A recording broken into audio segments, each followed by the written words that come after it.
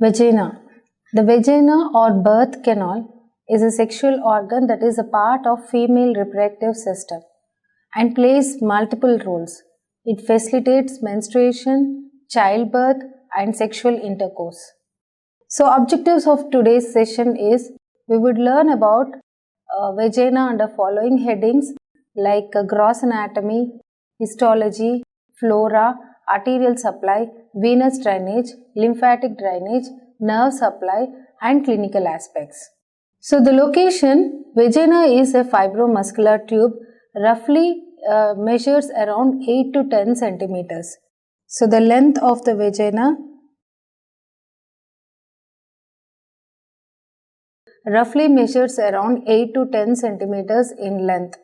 That is 3 to 4 inches long across the posterior wall and about 7.5 centimeters, that is 2.5 to 3 inches long across the anterior wall. So posterior wall is little longer than the anterior wall and it extends from the vulva to the uterus. So extends from the vulva till the uterus. Vagina includes the following parts. Vaginal orifice means the opening of the vagina, external opening, incompletely covered by hymen, and vault, that is the upper end of vagina, is called as the vault.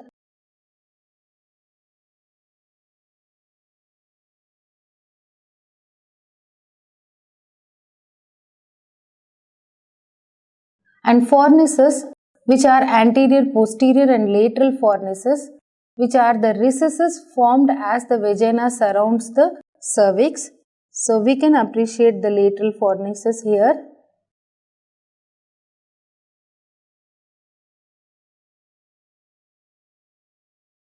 Which are present on the either side of the cervix. So this part is the fornices. Anterior and posterior walls are usually closely opposed, diverging at the vaginal vault and fornices. So this is the anterior wall of vagina, which is shorter.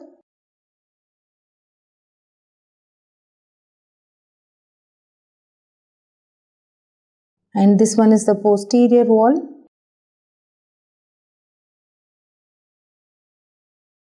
Which is longer than the anterior wall. And here is, this one is the sagittal view of female pelvis, showing the other organs like rectum and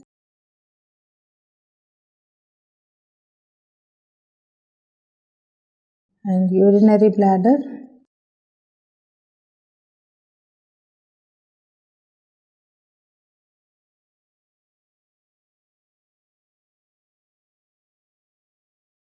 We can see the sacrum posteriorly, pubis anteriorly, and these are the ovaries. So one side we can see an ovary along with its fallopian tube.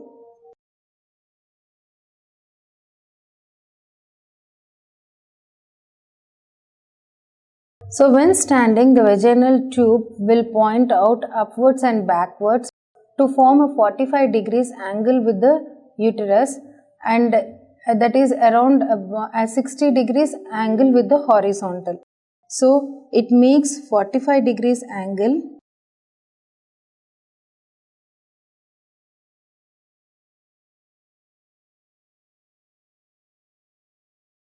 45 degrees angle with the uterus when standing and 60 degrees angle with the horizontal.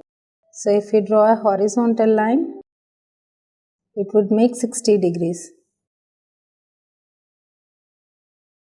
However, the exact angles are variable depending on individual anatomy and with the contents of bladder and colon.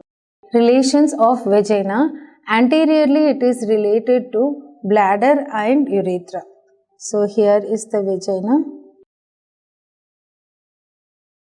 It is related to urinary bladder.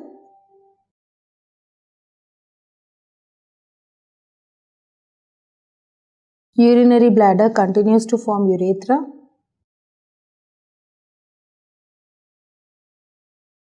So these are the anterior relations. Posteriorly, it is related to the pouch of Douglas. So the peritoneal reflection between the rectum and the uterus, which is the recto-uterine pouch, otherwise called as pouch of Douglas.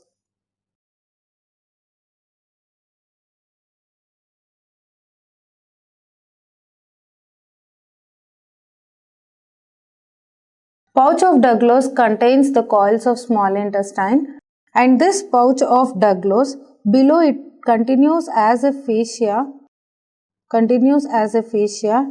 till the perineum, called as non-villous fascia.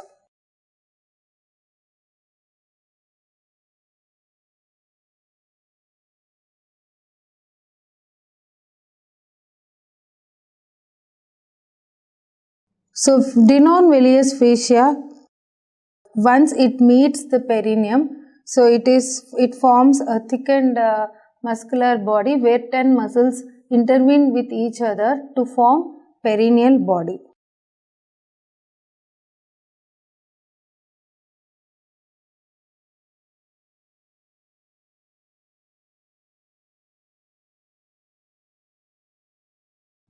So posteriorly, the vagina is related to the pouch of Douglas, which contains the coils of small intestine, and it is also related to the non-villous fascia, where the two layers of peritoneum of pouch of Douglas converge to form a fascia below the pouch called as non-villous fascia.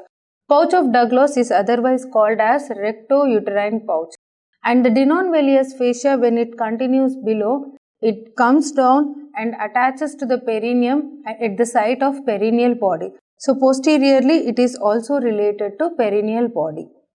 So laterally on each side of the vagina, it is related to levator ani muscle.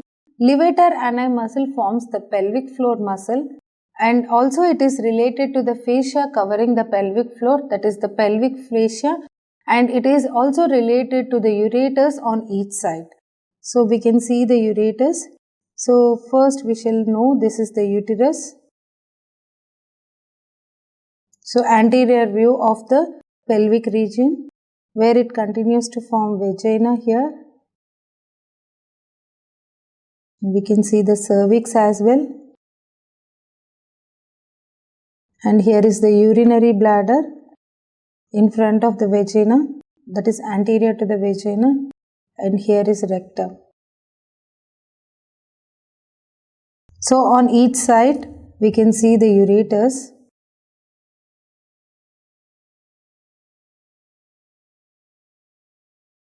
So on each side laterally, the vagina is related to ureters, and also it is related to levator ani, which forms the pelvic diaphragm or pelvic floor, and it is related to the fascia covering this levator ani called as pelvic fascia.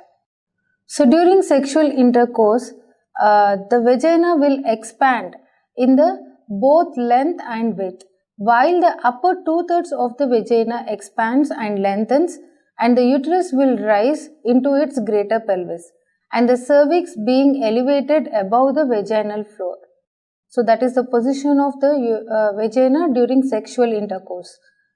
So the vulva includes all the external organs seen outside the body, so which includes the mons pubis, in Latin word pubic mon.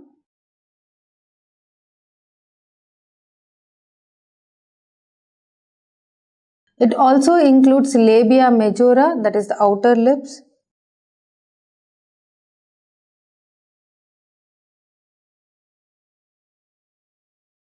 And it includes labia minora, inner lips.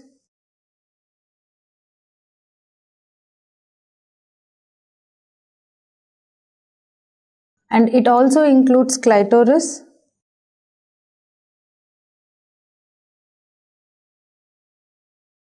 And external openings of urethra and vagina. So here is the urethral opening.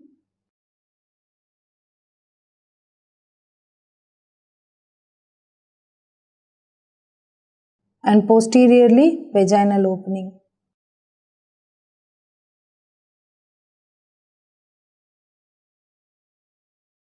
So that was about the vulva.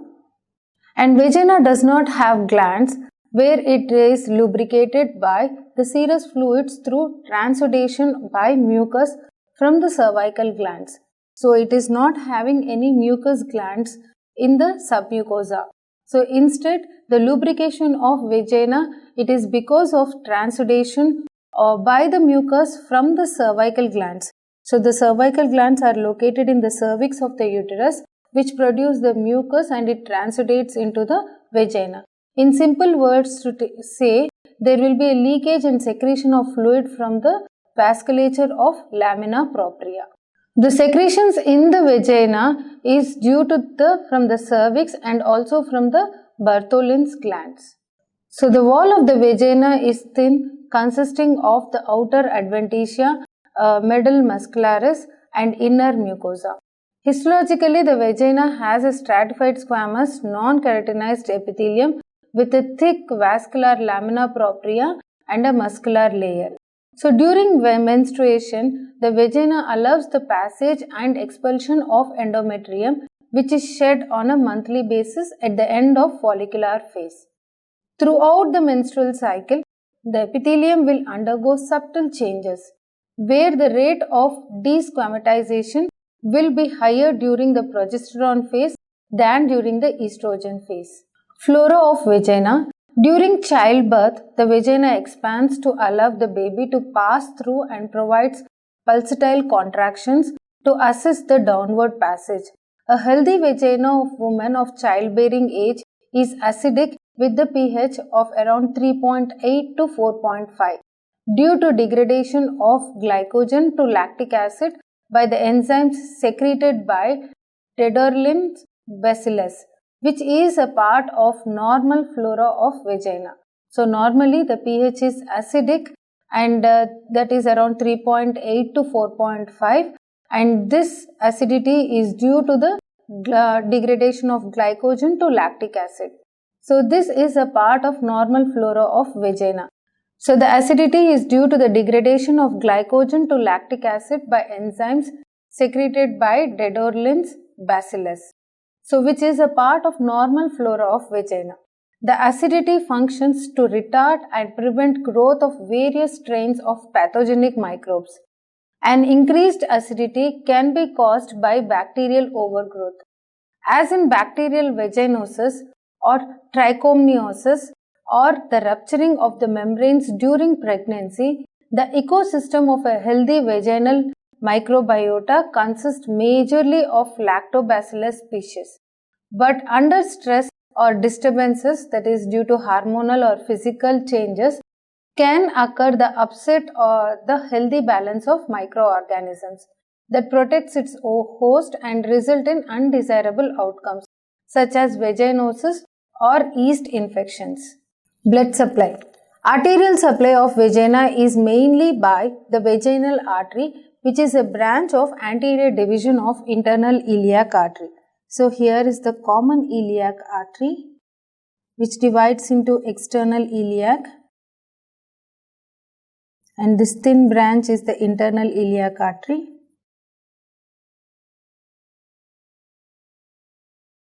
And we can see a branch towards the vagina is the vaginal artery.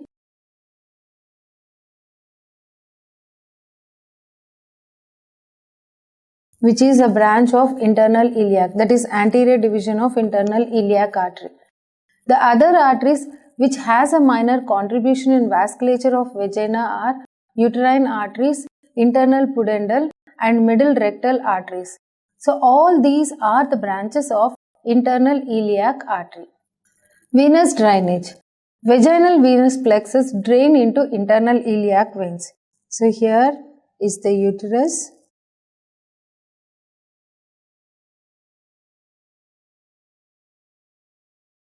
This is the vagina.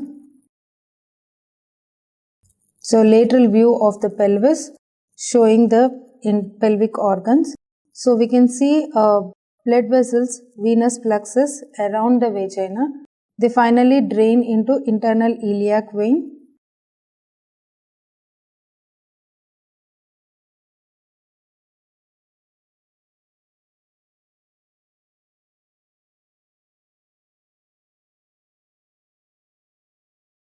And from internal iliac vein, blood drains into common iliac vein. Regarding lymphatic drainage, upper 3/4 of the vagina drains into internal and external iliac nodes. So here is the vagina. So upper 3/4 drains into internal and external iliac nodes. So here is the iliac arteries.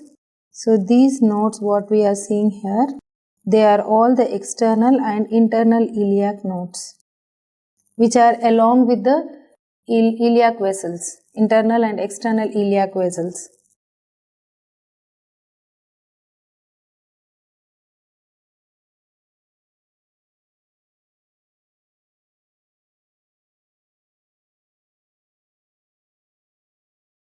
And lower quarter drains into superficial inguinal nodes. So lower half drains into superficial inguinal nodes, which are located in the upper part of the thigh.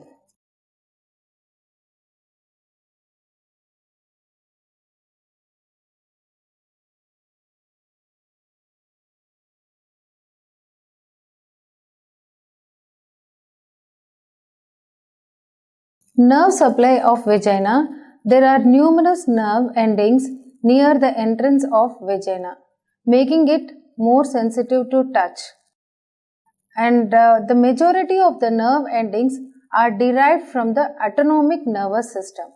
So majority of the nerves are from the autonomic nervous system, and sensory fibers arise from the pudendal nerves. So sensory supply is by the pudendal nerves, and autonomic nervous system, sympathetic and parasympathetic, also supplies vagina, while the pain fibers arise from the sacral nerve roots. So the pain fibers are from the sacral nerve roots.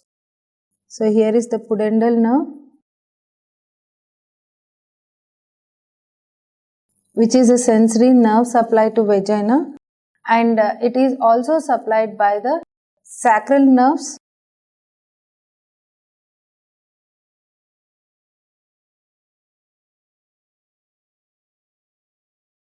which provide pain sensation to the vaginal area, and also it is supplied by sympathetic and parasympathetic nervous system.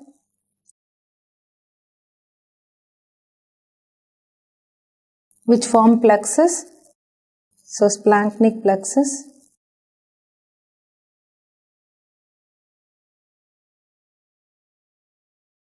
Vaginitis. It is an inflammation of vagina which is attributed by several vaginal diseases.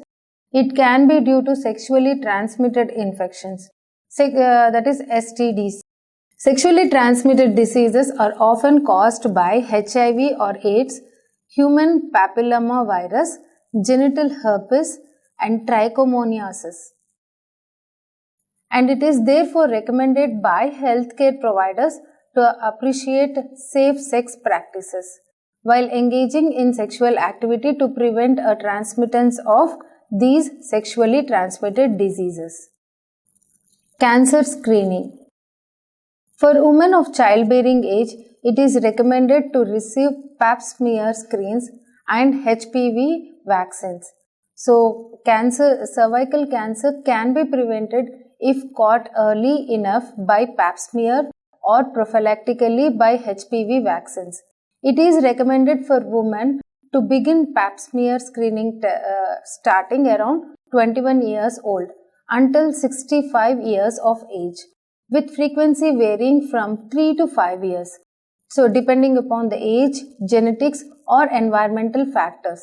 So, vaginal cancer is a very rare condition that is related more to old age, and its symptoms include abnormal vaginal bleeding and vaginal discharge. Bartholin's cyst. The Bartholin's glands are paired pea-sized glands located in the base of labia majora, and they drain through ducts that empty into lower 1/3 of vulvar vestibule.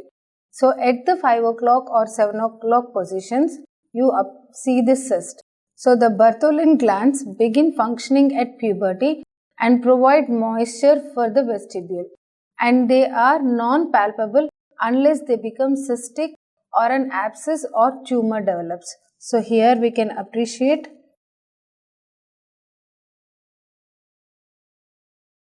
Bartholin cyst.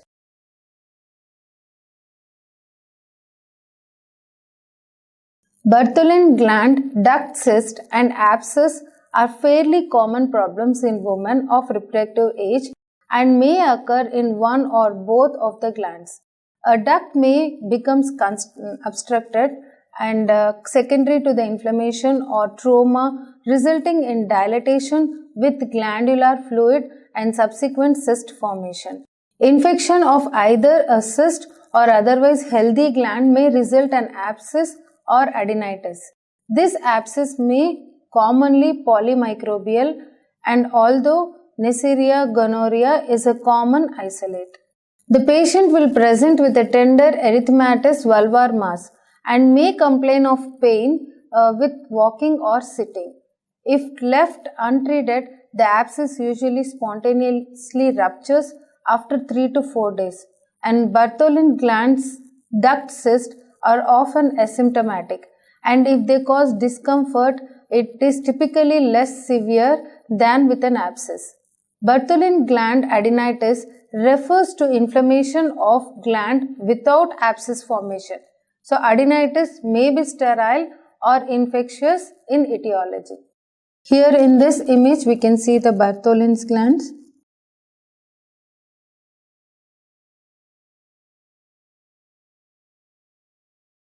Vaginal prolapse. Uterovaginal prolapse or pelvic organ prolapse refers to the collection of conditions that arise due to decrease in the integrity of vaginal support structures, leading to herniation of surrounding organs into vagina. So each condition is named according to the location of origin of prolapsed tissue.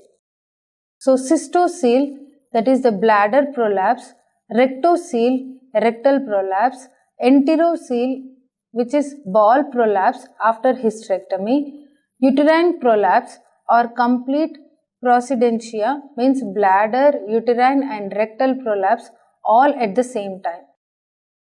Technically, the condition could arise at any age, although it is most commonly found in postmenopausal women. So, risk factors include family history of prolapse, history of vaginal delivery, and increasing parity, obesity, prior hysterectomy, chronic constipation, and some connective tissue disorders. So, the common complaints includes noticing a bulb from the vagina or bladder or pelvic pressure and difficulty fully emptying bladder and difficulty with defecation or needs to assist defecation with vaginal pressure assistance. Prolapse can often be asymptomatic. Kegels exercises can be observed to strengthen the pelvic floor and can help to prevent or remedy the vaginal prolapse. So with this, I am winding up the anatomy and clinical aspects of vagina. Thank you.